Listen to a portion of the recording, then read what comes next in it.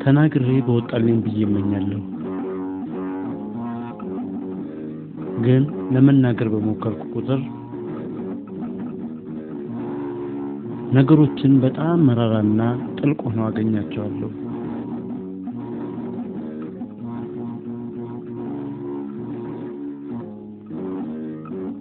ምን ነው ጠንከርና ጮክ ብዬ መናገር በቻልኩልና ልናገር ስል ቃላቶቼ በውስጤ ቀርተው ይተናነቁኛል።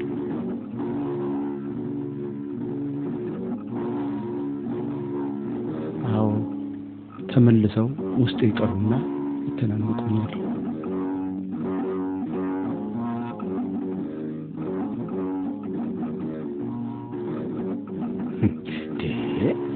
እዚህ ነህ እንዴ ጳውሊ? ስፈልግህ ነበርኩ። ምን ተፈጠረ? አይዞህ አትጨነቅ ጌታዬ። አባዋና ሱቅ መጥቶ ነበር የጠበቀህ ነበር። ስትቆይ ጊዜ የባለፈውን ሂሳብ ከፍሎ አዲስ ዕቃ ይዞ ሄደ። የዚህን ሂሳብ በሚቀጥለው ከፍለሃለው ብሏል። ደረሰኝ ሰጣ? አዎ ይኸውልህ። ይሄንንም ትቶልህ ሄዷል።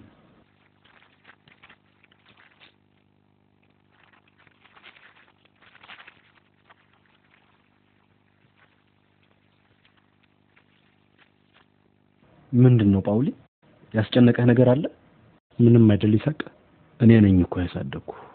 በደንብ እኮ ነው የማውቅ። ምን ሆነሃል ንገረኝ። ከፍቶሃል ወይም የሆነ ያሳሰበህ ነገር አለ? ንገረኝ እስቲ። ምንም ሳትደብቅ ንገረኝ። ላጽናና እችል ይሆናል። በእኔና በጴጥሮስ መካከል ስላለው የገንዘብ ክፍፍል ቢሆንስ? የምትለው አልገባኝም። ጴጥሮስ ያታለለኝ ይመስለኛል። እኔ ለብዙ ጊዜ ይሄን ነገር ልነግርህ አስብ ነበር።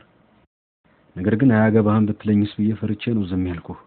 ከዚያን ጊዜ ጀምሮ ከፍቶኛል። ጴጥሮስ የኔንም ድርሻ የወሰደብኝ ይመስለኛል። ለምን አባ ሚካኤልን አታናግራቸውም? ጴጥሮስን ጠርተው የሚጠይቁት። ሞክሬያለሁ።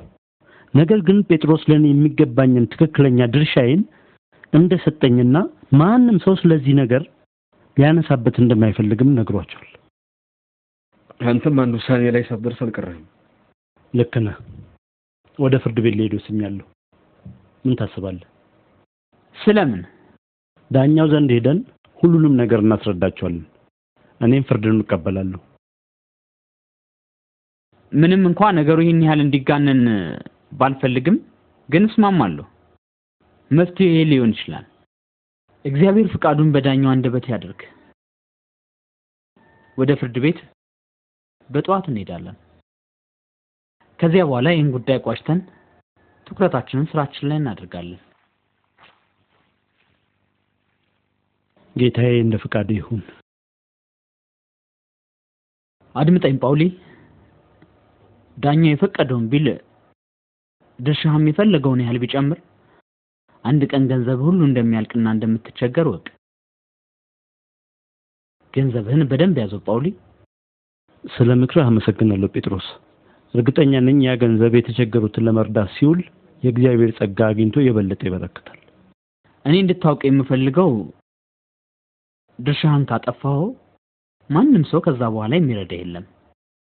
ልክ ነህ፣ አውቃለሁ።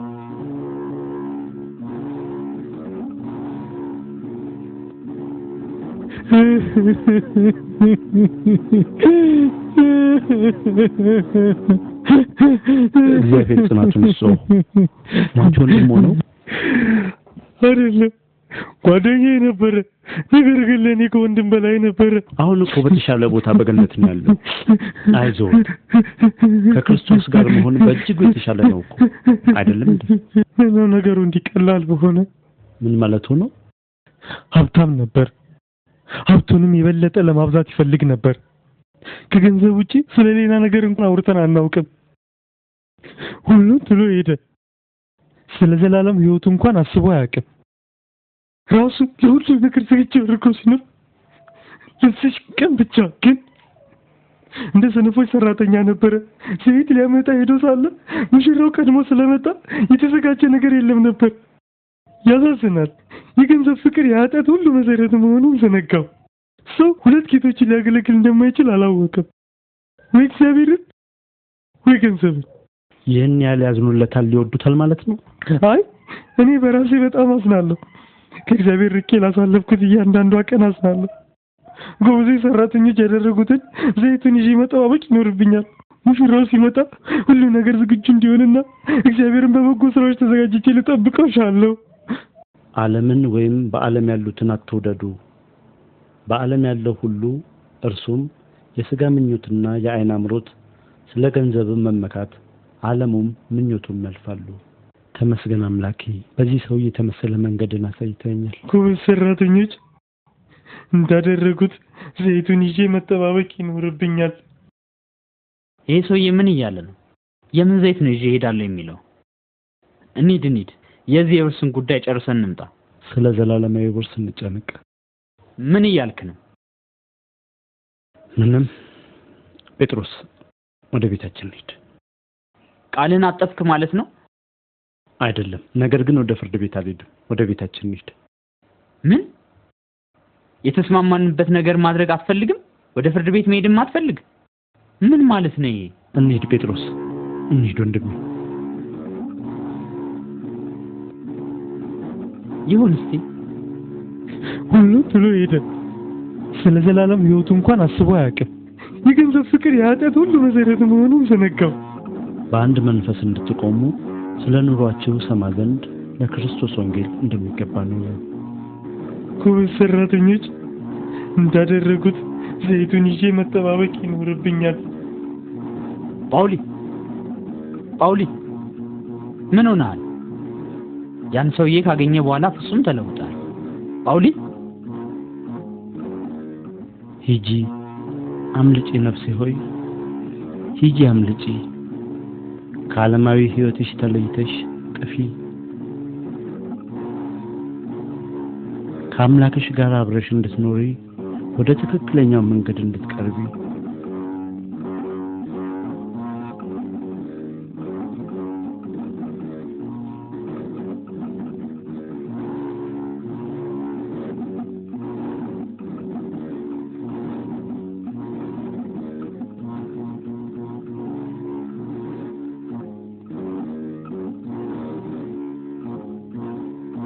በፍጥነት እርሱን ፍለጋ እገባለሁ።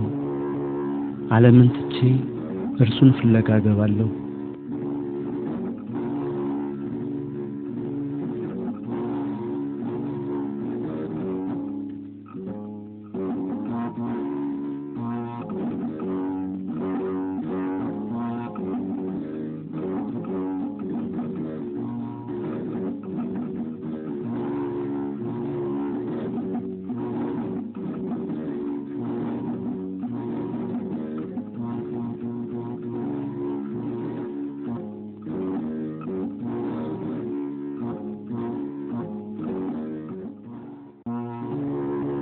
ለፋኖሶቹ ማብሪያ ዘይት ከወዴት አገኛለሁ?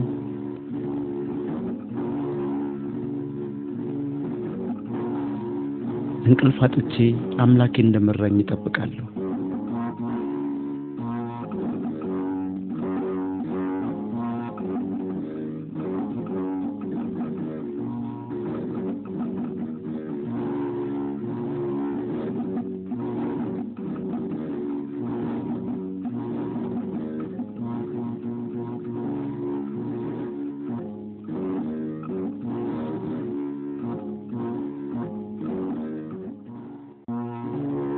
ሀብቴ እንደ ተራራ ቢከመር ልቤንና ዓይኔን አያስደስተው።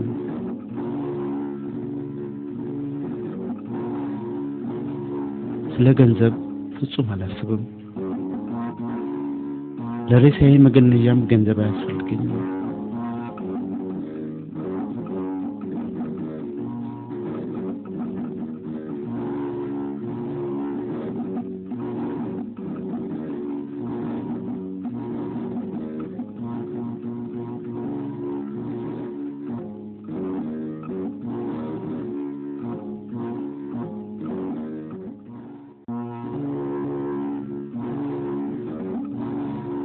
ሂጂ አምልጪ፣ ነፍሴ ሆይ ሂጂ አምልጪ፣ ከዓለማዊ ሕይወትሽ ተለይተሽ ጥፊ፣ ከአምላክሽ ጋር አብረሽ እንድትኖሪ ወደ ትክክለኛው መንገድ እንድትቀርቢ።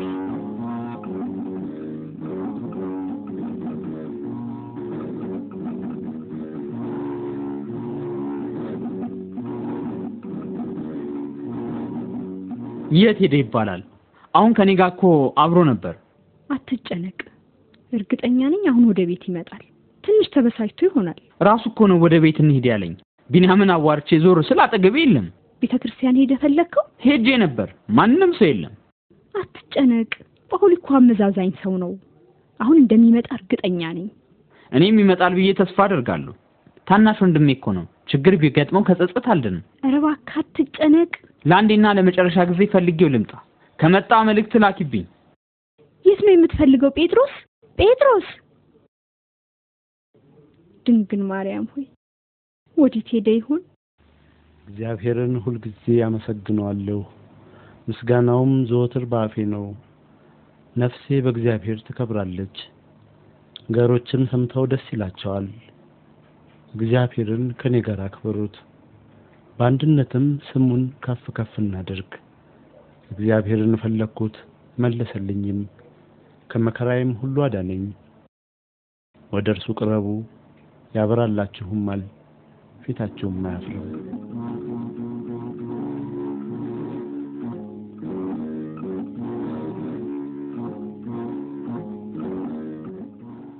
ነፍሴ ሆይ ወደ ረፍትሽ ተመለሺ፣ እግዚአብሔር መልካም አድርጎልሻልና። ነፍሴን ከሞት ዓይኔንም ከንባ እግሬንም ከመሰናክል አድኗልና። በሕያዋን አገር በእግዚአብሔር ፊት እሄዳለሁ። አሁን ዲያጎቴ እውነቱን ለመናገር ያልፈለኩበት ቦታ የለም፣ ግን የትም ቦታ አላገኘሁትም። ከጠፋ እኮ 3 ቀን ነው። እርግጠኛ ነኝ እግዚአብሔር ይጠብቀዋል። ልክ ነሽ ማርያም። ጴጥሮስ እስቲ ንገረኝ፣ ከጳውሊ ጋር ተጣልታችሁ ነበር እንዴ? አይ አልተጣላንም። ራሱ ነበር እኮ ወደ ቤት እንሂድ ያለኝ። የሚገባውን ድርሻ ሁሉ ብሰጠው ኖሮ ይሄ ሁሉ አይፈጠርም ነበር። ጳውሊ ስለ ገንዘብ ምንም አይጨነቅም ነበር። ያንተ በደል ነው ውስጡን የጎዳው። ምነው እኔን ሰምተኸኝ በነበር ጴጥሮስ፣ ለወንድምህ ጥሩ ቀረቤታ ብታሳየው ኖሮ ልታስደስተው ትችል ነበር። ተመልሶ በመጣና የፈለገውን ያህል ገንዘብ በሰጠሁት አባባ እኮ እንድንከባከበው አስጠንቅቆኝ ነበር። ጳውሊ ምንም አይሆንም፣ ጤናውም አይጎዳም። እግዚአብሔር እንዲጠብቀው ሁላችንም በአንድ ላይ እንጸልይለት። ዳዊት እንደተናገረው በጨነቀኝ ጊዜ እግዚአብሔርን ጠራሁት፣ ወደ አምላኬም ጮኽኩ፣ ከመቅደሱም ቃሌን ሰማኝ።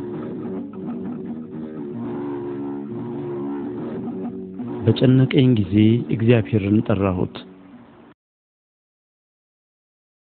ወደ አምላኬም ጮኽኩ፣ ከመቅደሱም ቃሌን ሰማኝ። ጳውሊ ሆይ አትፍራ፣ እግዚአብሔር መንገድህን እንዲመራ ወደ አንተ ዘንድ ልኮኛል። የተቀደሰውን መንገድ በመምረጥህ የተባረክ ነህ። ተመስገን አምላኬ፣ ደካማ ጎኔን ስላገዝከኝ ተመስገን። መልእክተኛህን እንዲመራኝ ስለላክልኝ አመሰግናለሁ።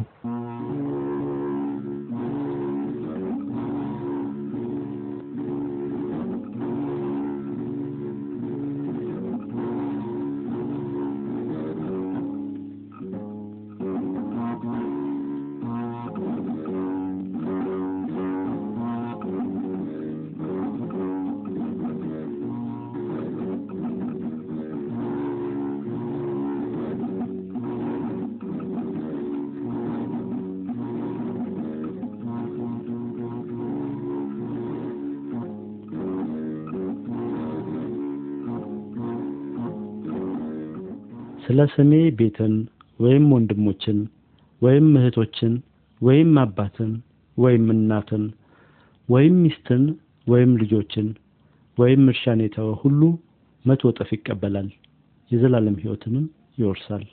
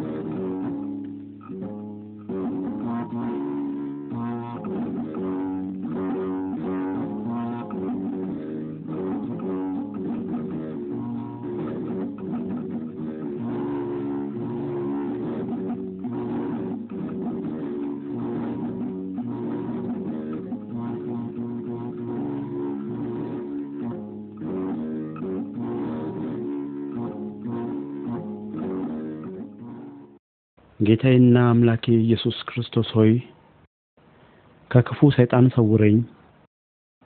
ምሕረትን በእኔ ላይ አውርድ። ተጋድሎዬን እንድቀጥልና ወደ አንተ እስክመጣ ድረስ መንገድን እንድከተል እርዳኝ። የዘላለም ንጉሥ ሆይ ኃይል፣ ክብርም ምስጋናም ያንተ ነውና ለዘላለሙ አሜን።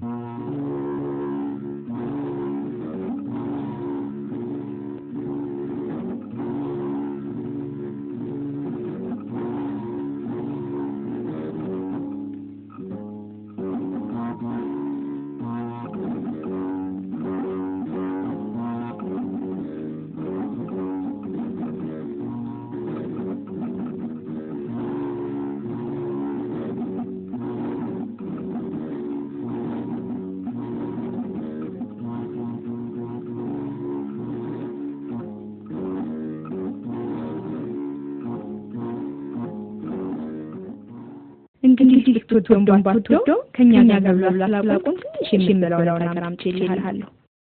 ይሄው ሁሉ ብለን በደንብ ብላ። ሰው ከእግዚአብሔር አፍ በሚወጣ ቃል እንጂ በእንጀራ ብቻ አይኖርም። በአንተ ስም እጆቼን አነሳለሁ። ነፍሴ ቅቤና ስብ እንደሚመገቡ ትጠግባለች። ከንፈሮቼም ስምህን በደስታ ያመሰግናሉ።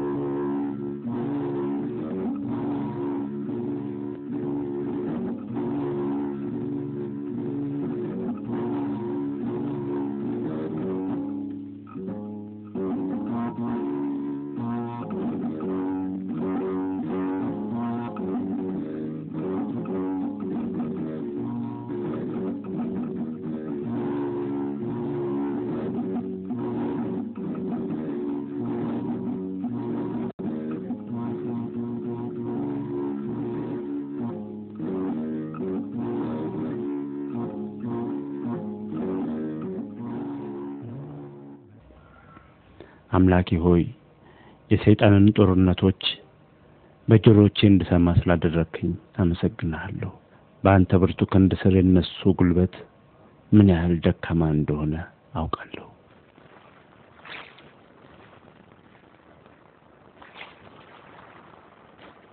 እግዚአብሔር ብርሃኔና መድኃኒቴ ነው፣ የሚያስፈማን ነው። እግዚአብሔር የሕይወቴ መተመኛ ነው፣ የሚያስደነግጠኝ ማን ነው? ከክፉዎች አስጨናቂዎች ጠላቶቼም ስጋዬን ይበሉ ዘንድ በቀረቡ ጊዜ እነሱ ተሰነካከሉና ወደቁ። ሰራዊትም ቢሰፍርብኝ ልቤ አይፈራም፣ ሰልፍም ቢነሳብኝ በዚህ እተማመናለሁ። እግዚአብሔርን አንድ ነገር ለመንሁት፣ እርሷንም እሻለሁ፣ በሕይወቴ ዘመን ሁሉ በእግዚአብሔር ቤት እኖር ዘንድ፣ እግዚአብሔርን ደስ የሚያሰኘውንም አይ ዘንድ፣ መቅደሱንም እመለከት ዘንድ። ተመስገን ፈጣሪ፣ ይህንን ፈተና እንዳልፍ ስለረዳኸኝ አመሰግናለሁ። በፈተናዬም ወቅት አጠገቤ ስለነበርክ አመሰግናለሁ። መከራን ሁሉ ያለፍኩት ባንተ ኃይል እንጂ በኔ ድክመት አይደለም። አጠገቤ መኖርህ በራሱ ለኔ ኩራት ነው።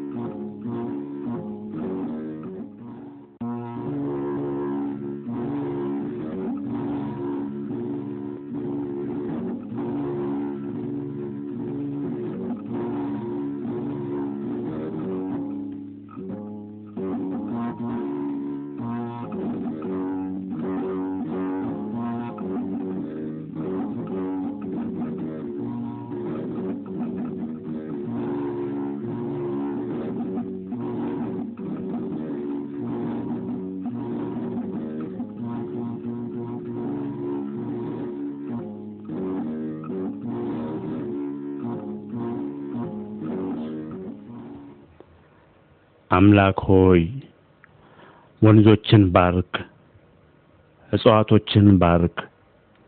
ለተራቡት ሕዝቦችህ፣ ባሎቻቸው ለሞቱባቸው፣ አሳዳጊ ላጡ ሕፃናት፣ ለድሆችና ለተገለሉት፣ ያንተን ስም ለሚጠሩት ሁሉ፣ በየቦታው ታመው የተኙትን ፈውሳቸው።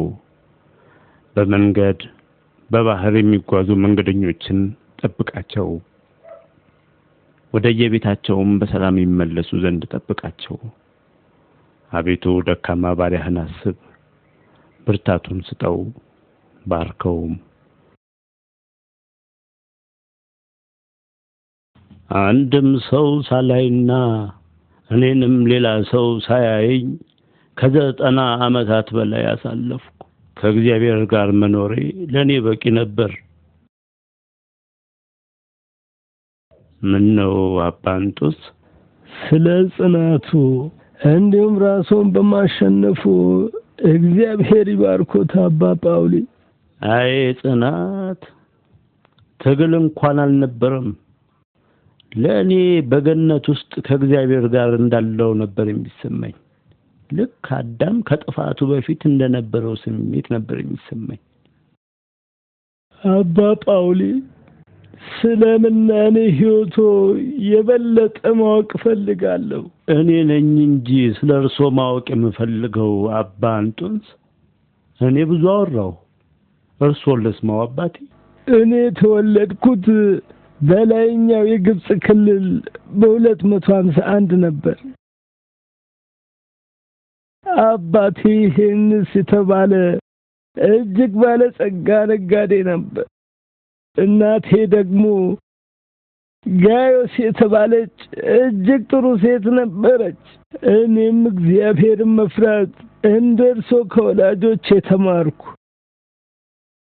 እግዚአብሔርንና ቤተ ክርስቲያንን እጅግ ወድ ነበር። መጽሐፍ ቅዱስንም አነብ ነበር። 18 ዓመት ሲሞላኝ ስለ ምንኩስና የመጀመሪያውን ትምህርት ተማርኩኝ። ማን አስተማሩ? አባቴ ነበር። ያረፈውም በዛው ጊዜ ነበር። የአባቴን በድን እየተመለከትኩኝ እንዲህ እየጠየቁ ጉልበቱ ወዴት ሄደ? እናም እንዲህ ብዬ አስብ ጀመር።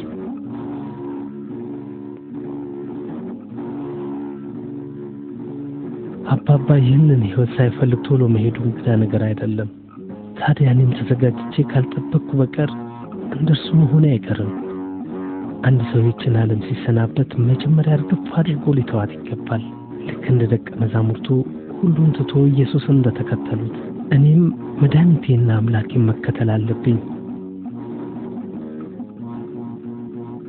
ለተጨማሪ 6 ወራት ስለ ዘላለማዊ ሕይወቴና ስለ ምድራዊ ሕይወቴ በደንብ ካሰብኩ በኋላ ወደ ቤተ ክርስቲያን ስሄድ ከመጽሐፍ ቅዱስ ላይ ይህንን ሰማሁ። ፍጹም ልትሆን ብትወድ ሂድና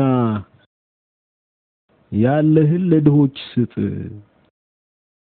መዝገብም በሰማያት ታገኛለህ። ከዛም በኋላ መተህም ተከተለኝ። እግዚአብሔር ለኔ የላከው መልእክት እንደሆነ ተሰማኝ። እናም የእግዚአብሔርን ትእዛዝ ለመፈጸም ወሰንኩ። የነበረኝን በሙሉ ሸጬ ለድሆች ሰጠሁ። የቀረችኝን አንድ እህቴን ወደ ገዳም አስገባኋትና እግዚአብሔርን ለማገልገል ጉዞዬን ጀመርኩ። ብዙ መነኮሳትም እነዚህ ሕግጋትን እንዲማሩ ስለፈለጉ ብዙ ትምህርቶችን ተማርኩ። ከትምህርቶቹ 2ቱ ግን ሕይወቴን በእጅጉ ቀየሩት። አንደኛው አንዳንድ ጊዜ እግዚአብሔር ሆይ አንዳንድ ሰዎች ለብዙ ዓመታት ሲኖሩ ሕፃናት ለምን ይሞታሉ? ወይም አንዳንድ ጥሩ ሰዎች በጣም ድሆች ናቸው፣ ነገር ግን አንዳንድ ኃጢአተኞች ሰዎች ደግሞ ሀብታሞች ለምን ይሆናሉ? እንጦንስ የሚመለከትን ብቻ አድርግ፣ ሌላውን ነገር በሙሉ በእግዚአብሔር ፈቃድ የሚሆን ነው። ይህንን ከገነት የመጣ ድምፅ በመስማቴ እጅግ ተደሰትኩ። እናም ስለ ራሴ ዘላለማዊ ሕይወት ብቻ ማሰብ ተማርኩ። ዋናው ሐሳቤ ራሴን በሃይማኖት ማነጽ ብቻ ሆነ። በውስጤ ለነበረው መንፈስ ቅዱስ ራሴን ሰጠው። ምንጊዜም ይህንን ቃል አስታውስ ነበር። የነገርኳችሁ ቃላት ሕይወትም መንፈስም ናቸው። በጣም ጥሩ ትምህርት ነው አባ እንጦንስ። በትንሽ እድሜው ይህንን በማወቁ እድለኛ ነው። በተጋድሎ ጊዜ መመሪያ እንዲሆኑ ረድቶታል። እስቲ እንገሩኝ፣ ሁለተኛው ትምህርቶስ ምን ነበር? አንድ ቀን እየጸለይኩና የእግዚአብሔርን ታላቅነት እያደነቅኩ ሳለ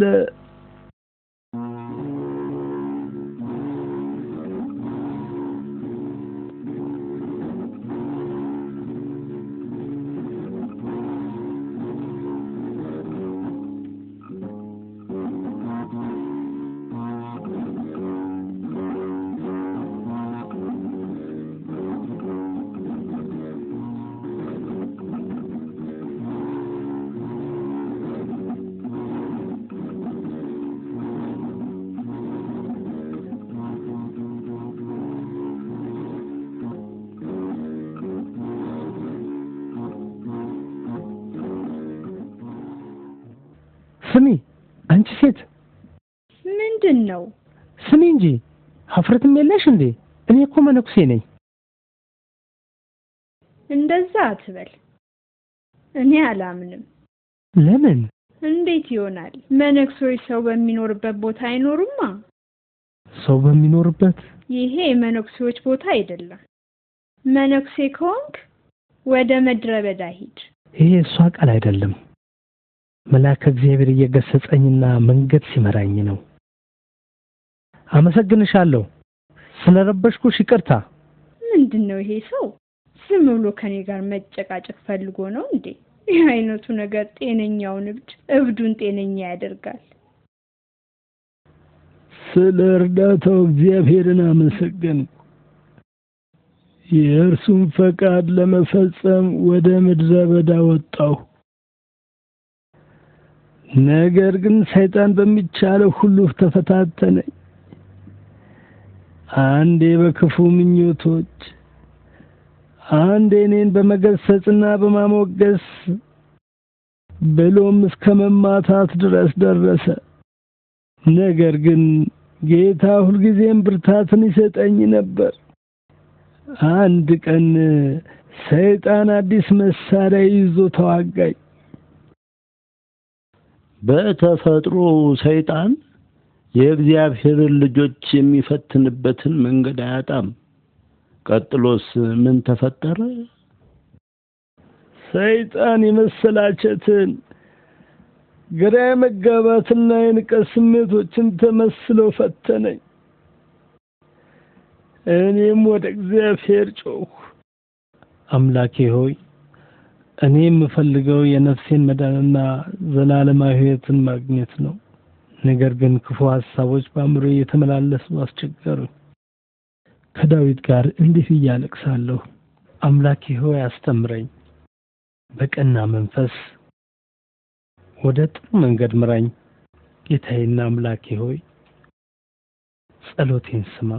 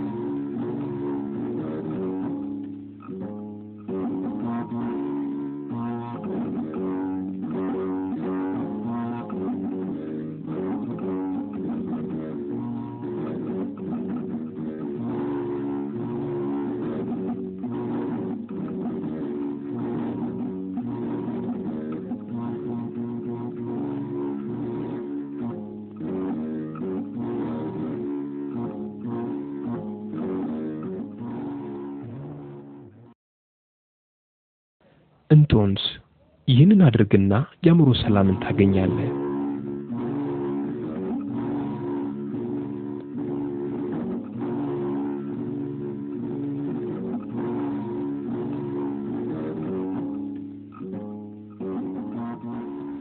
ስለምታጽናናኝ አመሰግንሃለሁ። አምላኬ ሆይ ስምህ ይመስገን፣ መልካም መንገድ ስላሳየኝ። ከዚያም መዝሙረ ዳዊት ላይ ያሉት ቃላት ትዝ አሉኝ።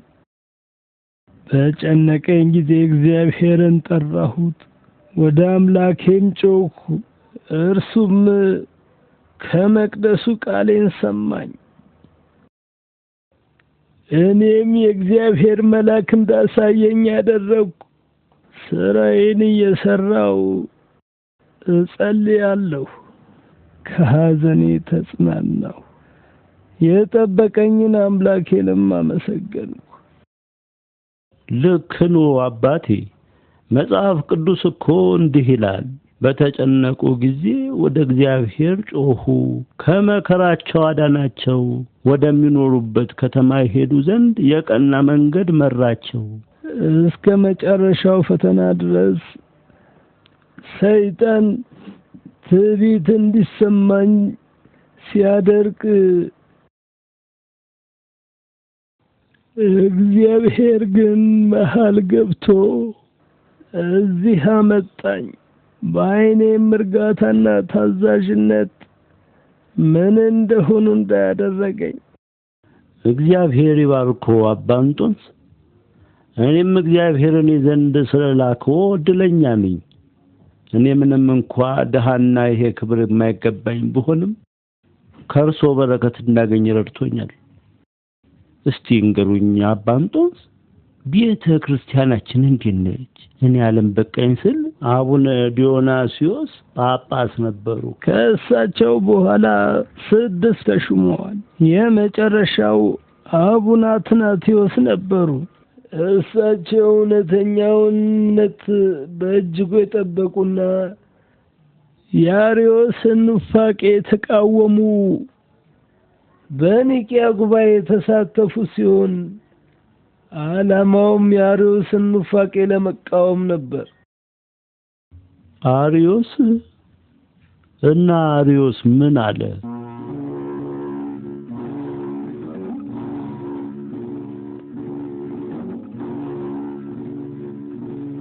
እግዚአብሔር ይመስገን አባ ጳውሊ፣ ግብጽ ውስጥ የተለያዩ ገዳማት አሉ። በአባቶች የተቋቋሙ እንደነ አባ ጳቁሚስና የገዳም ስርዓት የመሰረቱት እንደነ አባ መቃሪዮስ፣ ሌላው ቢቀር የገዳም ስርዓት ጋዛ ደርሷል ይባላል። ወደ ሜሶፖታሚያም እንደዚሁ። ይህ ሁሉ በእርሶ ተጋድሎ ነው አባ እንጦንስ? በእግዚአብሔር ኃይል እርሱ ቤተ ክርስቲያንንና ልጆቹን ስለሚጠብቅ ነው። እግዚአብሔር እርሶንና አገልግሎቶን ይባርክ።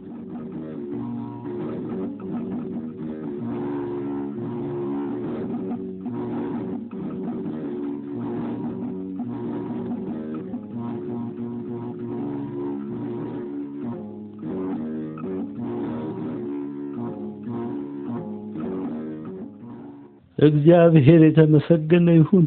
ይሄ ቁርአን ለብዙ ጊዜያት ወደ እኔ ዘንድ ተመላልሶ ነበር። ሁሉ ቀን ግማሽ ቁራሽ ዳቦ ይዞልኝ መጣ ነበር። ዛሬ ግን እግዚአብሔር አንድ ሙሉ ዳቦ ይዞ እንዲመጣ አደረገው። እንኩ የሁሉ አባ ባርከው ይቁረሱት። እኔ ልባርክ? በፍጹም አይሆንም። እንግዳዬ እኮ ነዎት። እርሶ በእድሜም በምናኔም ይበልጡኛል። እርስ በእርስ መከባበር ይገባናል። አባቴ ይቀበሉ።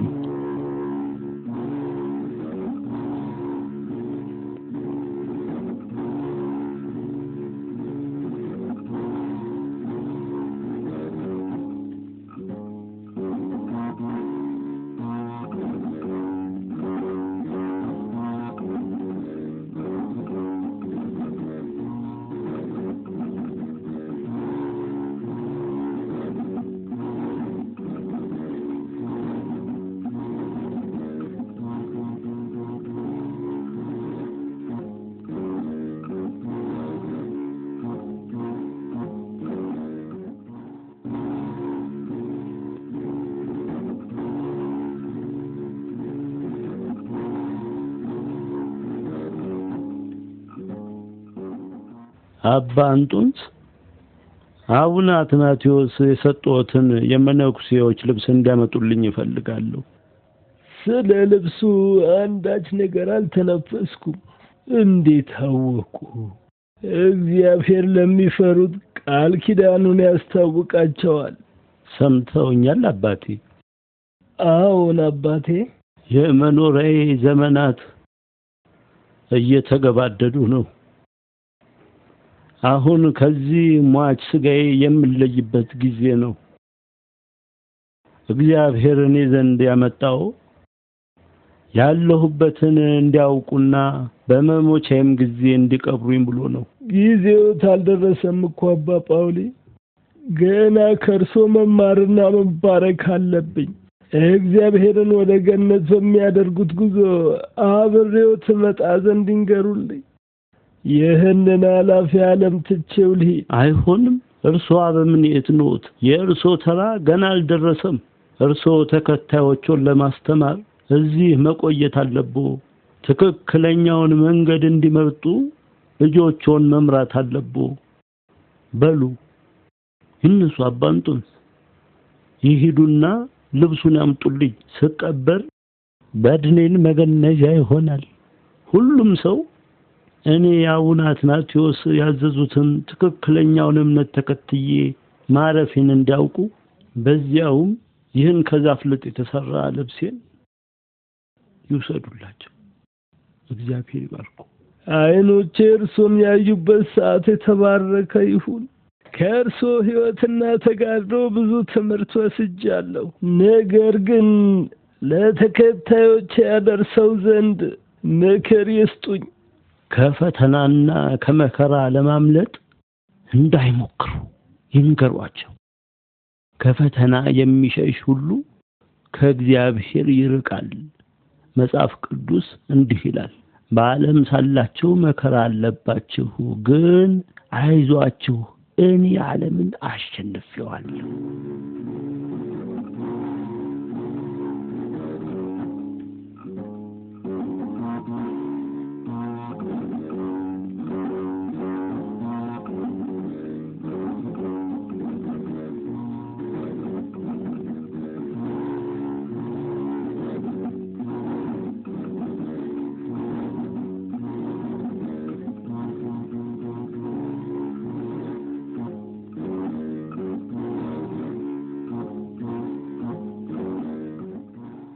አባ እንጦንስ መጡ። እንኳን እግዚአብሔር በደህና መጣዎት። ስለርሶ በጣም ተጨንቀን ነበር። የት እንደሄዱ እንኳን አላወቅንም። ያለ እርሶ ምን እንደምናደርግ ጨንቆን ነበር። ያለ እኔ? አዎ አባ፣ እርሶ እኮ ኖት መምህራችን። እኔ መነኩሴ ሆን ዘንድ አይገባኝም። እኔ ምንም ጥቅም የሌለኝ መሆኔን ተረድቻለሁ።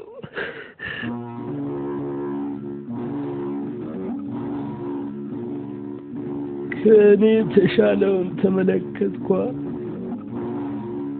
ዳግማዊ ነቢይ ኤልያስን አየሁት፣ የምድረ በዳውን ዮሐንስ።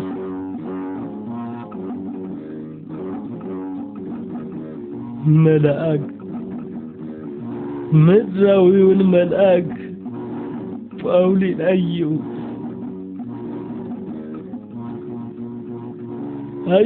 ጳውሊ በኢየሱስ ክርስቶስ የሚያምነውን።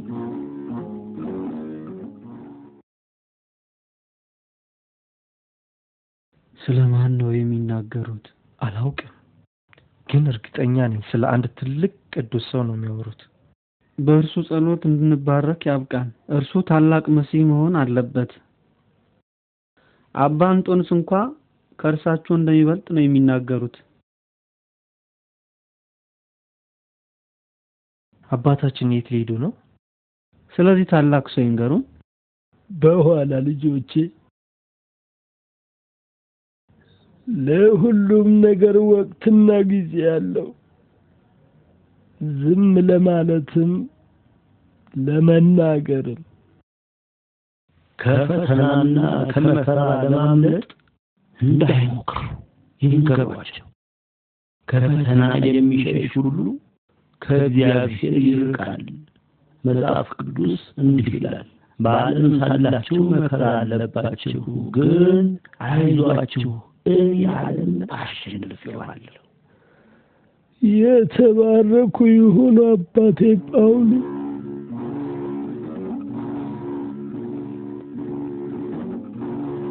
በእግዚአብሔር ዙፋን ፊት ሲቆሙ ያስቡኝ አባቴ ጳውሎስ። ሁሉንም መነኮሳት ያስቡ። በምድር ላይ ያሉ የእግዚአብሔርን ልጆች ሁሉ ያስቡ።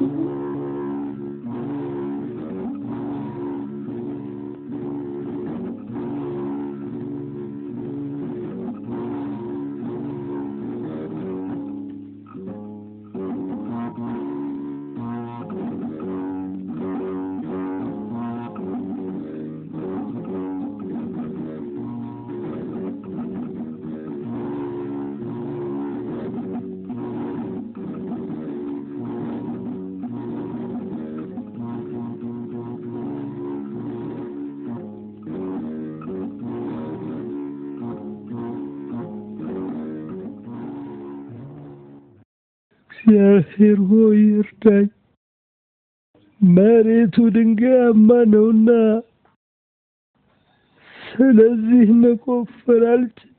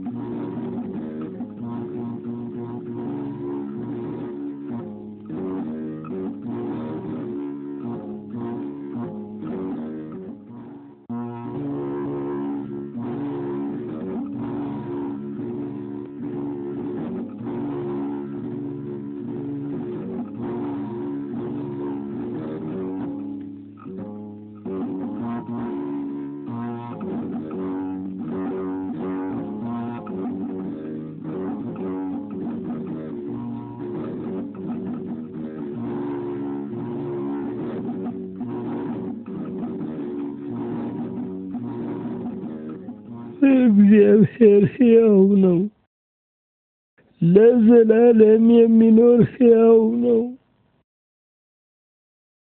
ተመስገን ፈጣሪ።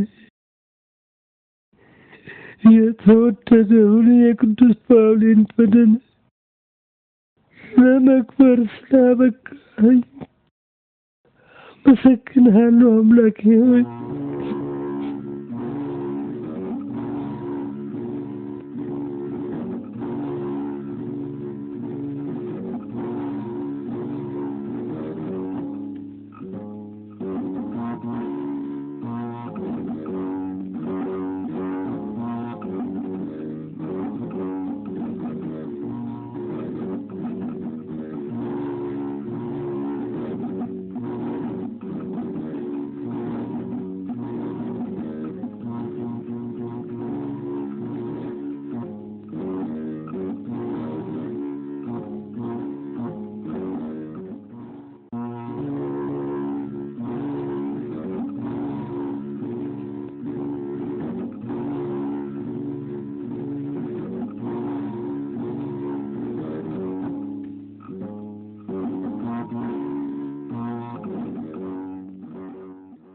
የልብስ ምንጊዜም ውድ ስጦታ ሆኖ ይኖራል።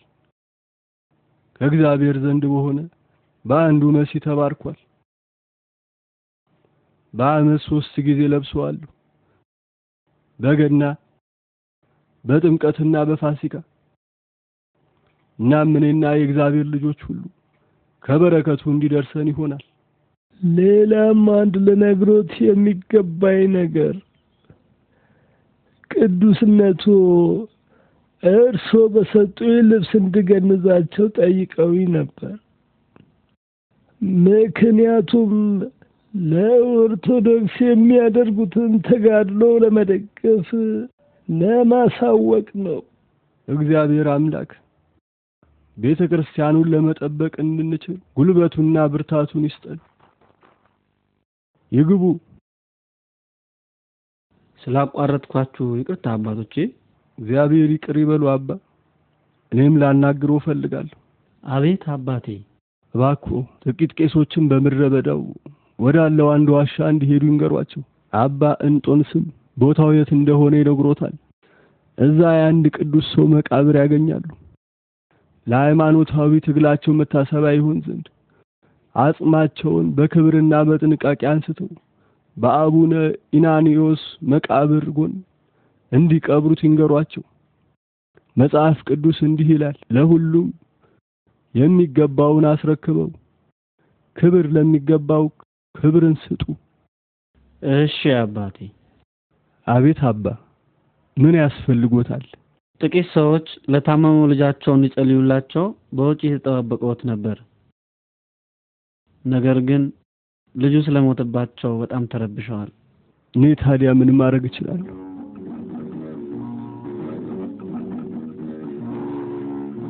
እግዚአብሔር ይመስገን። አስገባቸው።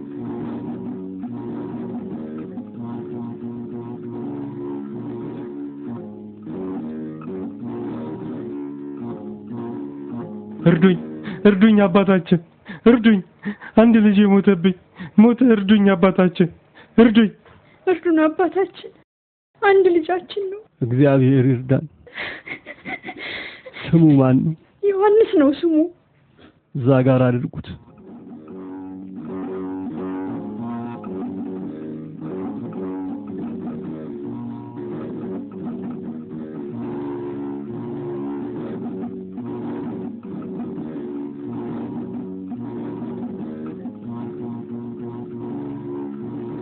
ጌታ ሆይ አንተ ለዘላለም የከበርክና የተመሰገንክ ነህ። በዚህ ልብስ ባለቤት ቅዱስነትና ስም ይህንን ልጅ አልዓዛርን ከሞት እንዳስነሳኸው ሁሉ እርሱንም አስነሳው። በቅዱስ ጳውሊ ለበሽተኞች በጸለዩት ጸሎት አንተ ኃይልም ክብርም ምስጋናም ያንተ ነውና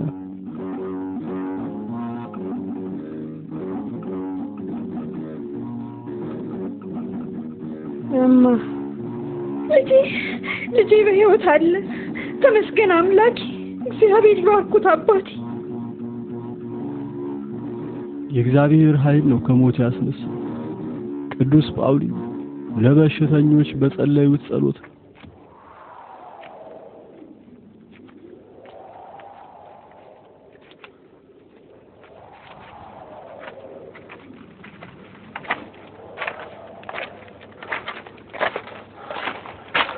ይቅርታ አባ፣ ከዚህ በፊት በዚህ መንገድ የመጣን ይመስለኛል። አባቴ እሱን ይመስላል። እንደሚመስለኝ ለሶስተኛ ጊዜ ሳንመጣ የቀረን አይመስለኝም። ግን አባንጦስ በሰጡን ምልክት እንደተጓዝን እርግጠኛ ነኝ። የት አለ ታዲያ እሳቸው አሉ ያሉን ዋሻ?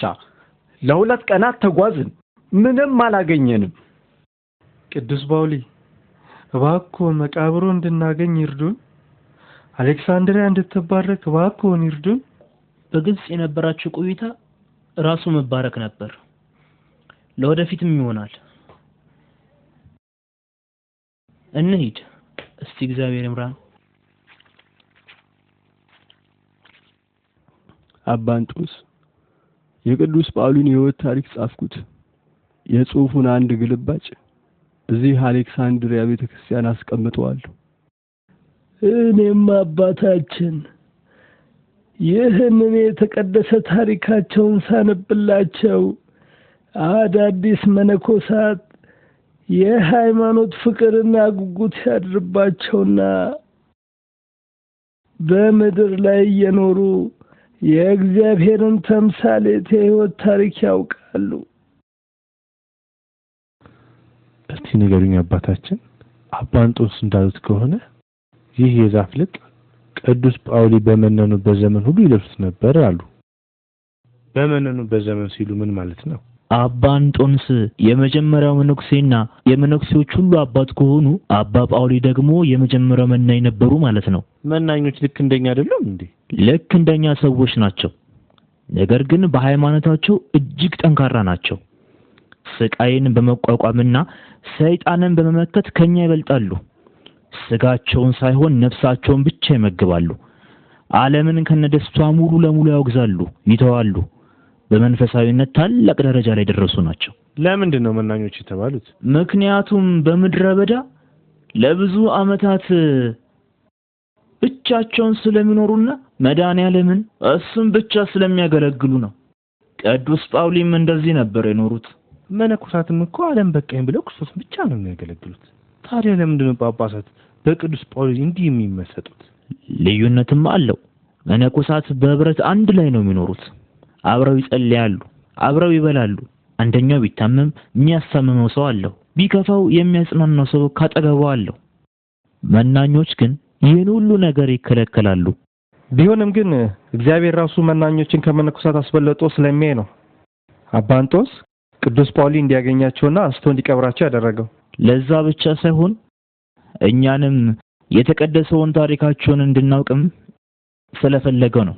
ለኛ ሕያው ምሳሌ እንዲሆነን ከክርስቶስ ጋር መኖር ምንኛ ጣፋጭ ሕይወት እንደሆነ ሊያሳየን ነው። እናም የተወደዱ የመጀመሪያው መናኝ ቅዱስ ጳውሊ የክርስቶስ ምስክር እንዲሆኑ ነው። በማንኛውም ጊዜና ቦታ ለራሱ ምስክሮችን ያዘጋጃልና። አባቶች ተነሱ እንጸልይ፣ እግዚአብሔር ወደ ቅዱሱ መቃብር ይመራን ዘንድ።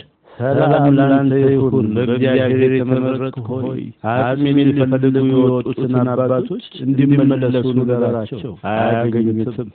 ሕይወቴን በሙሉ ከሰዎች ርቄ አሳልፌአለሁ።